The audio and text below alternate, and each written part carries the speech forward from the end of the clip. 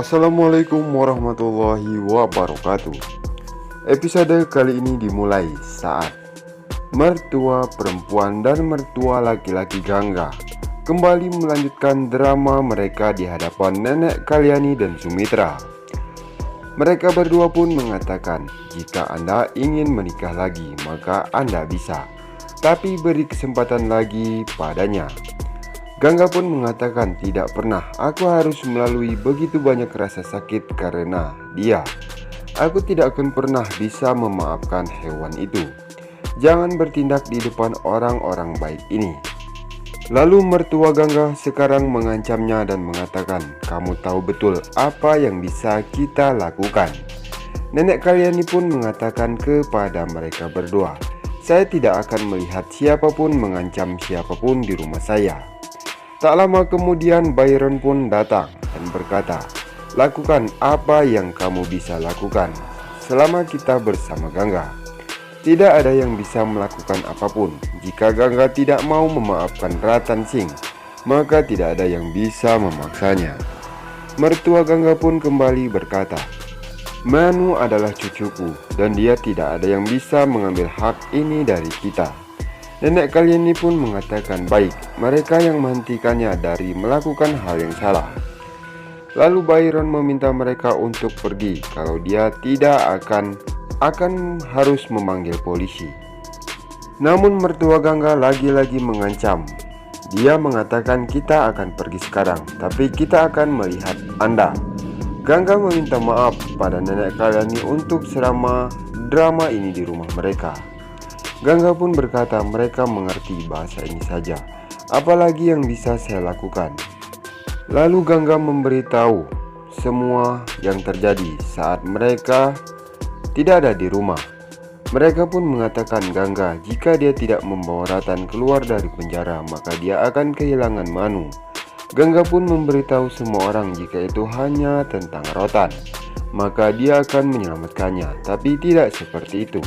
Jika Ratan keluar dari penjara, maka dia akan memisahkannya lagi dari Manu. Nenek Kalyani pun mengatakan perempuan perlu belajar dari Gangga bagaimana berjuang untuk diri mereka sendiri. Lalu Sumitra pun meminta maaf kepada Gangga karena mendengarkan orang itu. Gangga pun berkata, kamu manusia, jadi kamu ikut dalam pembicaraan mereka. Saya sangat berterima kasih kepada kalian semua karena mengizinkan saya untuk tinggal di sini. Dan terlihat di sisi lain, Sip dan Anandi akan berangkat ke Kashmir. Ayah Sip pun menyuruh mereka menelpon langsung saat mereka sampai di Delhi. Anandi menyadari bahwa dia tidak pernah menelpon nenek Kalyani dan mengatakan kepadanya bahwa mereka akan pergi ke Kashmir. Sip pun mengatakan kami akan memanggil mereka setelah mencapai Kashmir. Mereka juga akan mendapat kejutan. Di sisi lain, Jagdish memasuki Udaipur dan bertanya-tanya apakah Anandi terbiasa dengan tempat ini atau tidak. Seketika mobil mereka pun berpapasan tetapi tidak saling bertemu.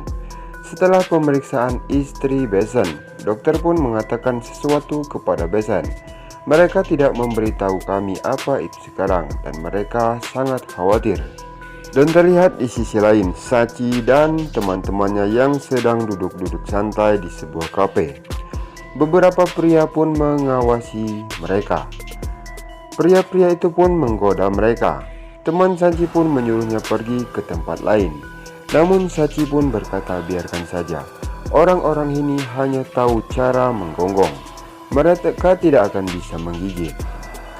Tak lama kemudian seorang pria pun berdiri dari tempat duduknya dan menghampiri Sachi dan teman-temannya. Lelaki itu pun berkata, ingin saya tunjukkan apakah saya bisa menggigit atau tidak. Lalu Sachi pun berkata, jangan coba-coba mengancamku. Telah melihat banyak orang sepertimu, pergi dari sini. Laki-laki itu pun memegang tangan Sachi dan berkata, kalau tidak apa yang akan kamu lakukan? Sachi meminta laki-laki itu untuk melepaskan tangannya. Tak lama kemudian Jagdish pun datang dan bertanya pada pria itu, apakah kamu tidak tahu Hindi sederhana? Laki-laki itu berkata, tinggalkan tanganku dan pergi dari sini. Jagdish pun memegang erat tangan laki-laki itu dan melepaskannya secara paksa dari tangan Sachi. Kemudian Jagdish mendorong laki-laki itu sehingga terjatuh. Tak lama kemudian setelah kejadian itu, Sachi pun bertanya-tanya bagaimana bisa Jagdish berada di sini. Jagdish pun menjawab, ada pameran di sini. Mereka sedang mengobrol dan orang-orang yang menggoda Sachi memperhatikan mereka.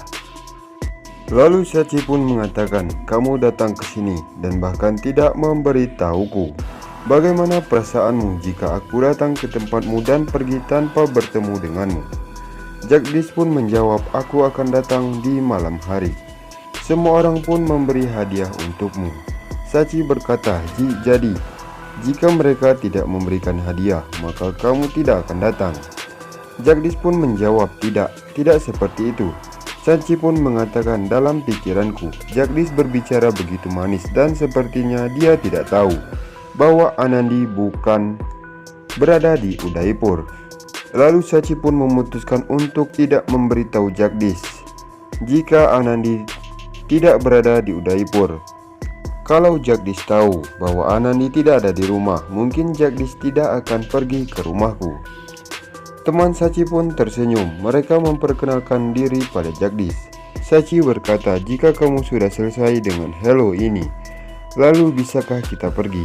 Aku akan membawamu ke rumah kita sekarang. Salah satu temannya berbisik pada Sachi, jadi dia tuan sempurnamu. Sachi pun mengambil tangan Jagdish dan berkata, ayo pergi. Jagdish pun berkata, tapi semua hadiah ada di hotel. Aku akan datang pada malam hari. Sachi pun berkata, tidak, kita pergi sekarang saja. Pertama-tama kita akan mengambil hadiah dari hotel dan kemudian pulang. Mereka datang ke kamar hotel. Sachi pun memberitahu Jagdish tentang rutinitasnya. Dia melihat banyak hadiah dan bertanya, apa ini? Jagdish pun berkata, aku sudah berkata padamu hadiah. Sachi mengatakan, ya, tapi kamu tidak mengatakan untuk seluruh Udaipur. Mereka tersenyum. Jagdish berkata, biarkan aku berkemas semuanya, lalu kita akan pergi. Sachi pun menjawab, biarkan aku membantumu.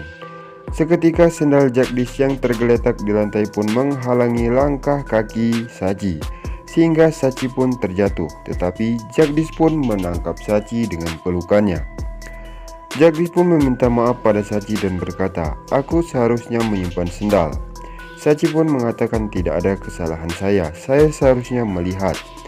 Dia pun berkata, mereka akan masuk ke mobil, bukan mobil Jagdish. Jagdish bercanda dengan Sachi, saya harap kamu adalah pengemudi yang baik. Sachi berkata, jika kita sampai di rumah dalam keadaan utuh, maka kamu bisa memanggilku supir yang baik. Dan terlihat di sisi lain, Sip dan Anandi pun berada di Delhi dengan taksi. Anandi melihat kios Chalte Bhature dan mengatakan, aku ingin memakannya sekarang. Sip pun berkata, kita akan makan saat kita kembali. Anandi pun berkata, tidak, aku ingin makan sekarang. Sopir pun menjawab, biarkan dia makan, hanya butuh 5 menit. Mereka keluar dari mobil. Anandi dan Sip pun memperhatikannya dan tersenyum. Anandi berkata, aku tidak pernah makan cote yang begitu enak. Namun Sip pun hanya bisa tersenyum memandang Anandi.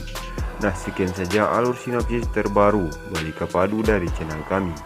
Terima kasih bagi yang sudah menonton.